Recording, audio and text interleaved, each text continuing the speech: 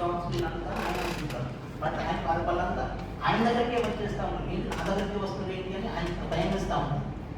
నన్ను చేస్తారు కావచ్చు అందరి దగ్గరికి వచ్చేసి ఏం చేస్తారు, ఆయన్ని లేపి ఆయన దండేసి తీసుకెళ్ళి ఏనో మీద కూర్చోబెట్టుకొని వాళ్ళ రాజ్యాన్ని తీసుకెళ్ళి వాళ్ళ అంతఃపురం తీసుకెళ్ళి ఆ రాజు యొక్క సింహాసనం మీద కూర్చోబెట్టేసి మీరే మా రాజు గారు అంటారు.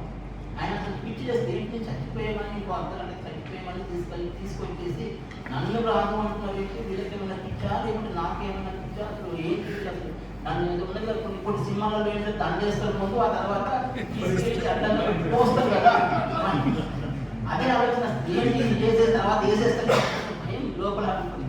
అంత అయిపోయిన తర్వాత దేహో రాజు అందరూ పలికిన తర్వాత మెల్లగా పక్కన మంత్రి చిత్త మహాప్రభు నేనే మీ మంత్రిని అంటే మంత్రిని మెల్లగా పిలిచి మంత్రి గారు ఏంటి అసలు ప్లాన్ ఏంటి, తర్వాత నన్ను వేసేస్తారా లేకపోతే ఏంటి అంటే లేదు మీరే మా రాజు గారికి అంటే మీ పాలన ఒక 2 ఏళ్ళు ఉంటుంది మా దగ్గర, మీరేం చెప్తే అది మేము చేస్తాము, మీరే మా రాజు. ఎందుకు అంటే ఇది మా ఆచారం, మా దగ్గర ఎవ్రీ 2 ఇయర్స్ ఒకసారి రాజులు మార్చేస్తూ ఉంటాం.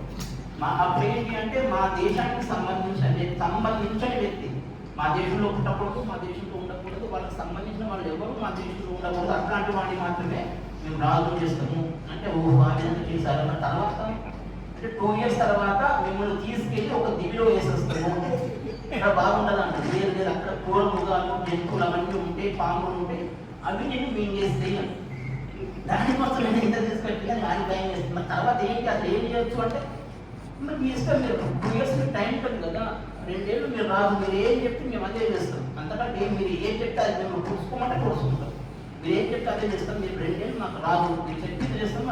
ఆయన మరి ఇంతకుముందు రాజు మీరు చెప్పలేదా ఈ విషయము, చెప్పినాం ఎందుకు చెప్పలేదు, ప్రతి రాజు రాగానే ఫస్ట్ మీలా అడుగుతుంది మమ్మల్ని ఏంటి మంత్రి గారు అంటే అన్నీ చెప్పేస్తాం, ప్రతి ఒక్కటి అడివంతా బాగా చేస్తాడు, అడివంతా బాగా చేస్తాడు. మీరు ఏడ్చినా మీరు ఏం చేసినా గుంతుకుని పోయి అయినా కానీ ఆ దిగులో ఇస్తాము, అక్కడ ఉన్న కూరగాయలు మిమ్మల్ని తినేస్తాయి అంటే మహారాజు పైన వేస్తాయి. ఓకే మరి 2 ఇయర్స్ ఏం చెప్తే అది చేస్తారంటే ఏం చెప్తే చేస్తాం, అయితే ఒక పని చేయండి నేను ఏం చేయాలి అంటే అప్పుడు చెప్పాడు మంత్రి ఏమీ లేదంటే మీకు 2 ఇయర్స్ టైం ఉంటుంది కదా, అది దీనికి పెద్దదే ఉంటుంది దగ్గరనే ఉంటుంది, మనం వెళ్ళొచ్చు కోట్లో మీరు బడిలో తీసుకెళ్ళండి, ఆ దీన్ని క్లియర్గా చూడండి అక్కడ ఏమున్నాయి అసలు ఏం మనకు అంటే మనుషులకు నివాసయోగ్యంగా ఉన్నదా లేదా చూడండి. ఒకసారి చూసిన తర్వాత మీకు కుదిరితే దాన్ని 2 ఇయర్స్లో ఒక మంచి రాజభవనం కట్టండి, అక్కడ పాత్ర ఏర్పాటు చేయండి, ఇల్లు కట్టండి. 2 ఇయర్స్ తర్వాత మీ పాలన ముగిసిపోయిన సిమిలర్గా మిమ్మల్ని ఇదే ఏమో మీరు ఎక్కించేసుకొని తీసుకెళ్ళి ఆ దీనిలో వదిలేస్తే అప్పుడు మీరు ఏదైతే ఇంప్లిమెంట్ చేస్తారో అది కరెక్ట్గా ఇంప్లిమెంట్ చేసుకుంటే మీరు ఇక్కడ 2 ఇయర్స్ రాజుగా ఉంటారు, అక్కడ జీవితాంతం రాజుగా ఉంటారు అని చెప్తారు. ఓహో అలా అయితే వెంటనే ఆయన ఏం చేస్తారు, మరి ఇంతకుముందు వాళ్ళకి చెప్పలేదంటే చెప్పాను కానీ వాళ్ళు ఏం చేశారు అంటే స్త్రీలుగా కానీ లేకపోతే మద్యపానంతో కానీ రకరకాల జూదాలతో రకరకాల చెడు అలవాట్లతో వాళ్ళకున్న 2 ఇయర్స్ గడిపేసేసి ఆ 2 ఇయర్స్ తర్వాత వాళ్ళు అదే దీనికి వెళ్ళి అంటే ఆ జంతువులకు బలైపోయారు, మీరు ఆ విధంగా చేసుకుంటారా లేదా ఈ 2 ఇయర్స్లో ఉన్న సమయాన్ని మీరు వినియోగించుకొని మీరు ఆ విధంగా ఉంటారా అని ఆన్సర్ ఇస్తే ఆ 2 ఇయర్స్లో ఆయన మొత్తం అక్కడ అన్నీ మార్చేసేసి ఎవరికి తెలియకుండా రాజంటే సీక్రెట్ చేస్తారు కదా, ఎవరికి తెలియకుండా చేసేసి 2 ఇయర్స్ తర్వాత ఆయన హ్యాపీగా అదే ఏం ఎక్కేసి మళ్ళీ ఆ రాజ్యంలోకి వెళ్ళి అక్కడ రాజయ్యారు. ఇక్కడ ఏంటి అంటే మనం పుట్టినాక చిన్నప్పుడు చేయాల్సిన పని చిన్నప్పుడు చేయాలి, చదువుకునేప్పుడు చేసే పని చదువుకునేప్పుడు చేయాలి, ప్రొఫెషనల్గా మనం జాబ్కి వచ్చిన తర్వాత జూనియర్ ఆఫీసర్గా ఉన్నప్పుడు ఎలా ఉండాలో అలాగే ఉండాలి, సీనియర్ ఆఫీసర్ ఉన్నప్పుడు ఎలా ఉండాలో అలాగే ఉండాలి. అలా టైం బట్టి మనం మార్చుకుంటూ పోతే మనం ఎక్కడికి రీచ్ కావాలో అక్కడికి వెళ్తాం.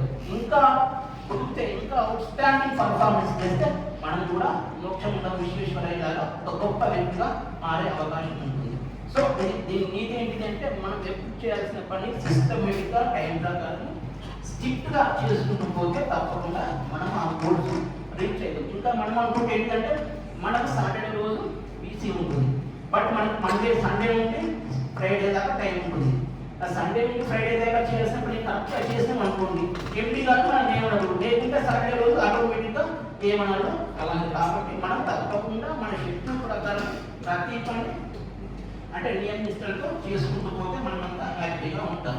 ఇక్కడ ఏంటి అంటే ఇంకా సార్ 102 విశ్వేశ్వరయ్య గారు 102 సంవత్సరాలు బతకాలంటే ఆయన మనం అనుకుంటాం ప్రొఫెషనల్ గా బాగా పనిచేసే వాళ్ళకు స్ట్రెస్ బాగుంటుంది, టెన్షన్ బాగుంటుంది, ఆ టెన్షన్ లో డిఫరెంట్ క్రానిక్ డిసీజెస్ వస్తే దీంతో ప్రాబ్లం అవుతుంది అనుకుంటాం. బట్ మీరు అర్థం చేయండి, 102 ఏళ్ళు బతికిన వాళ్ళకి భారతరత్న ఇచ్చారు. అలాగే సార్ ఇవన్నీ వచ్చాయంటే ఆయన ఎంత హార్డ్ వర్క్ చేసుకుంటారు, బట్ వితౌట్ స్ట్రెస్.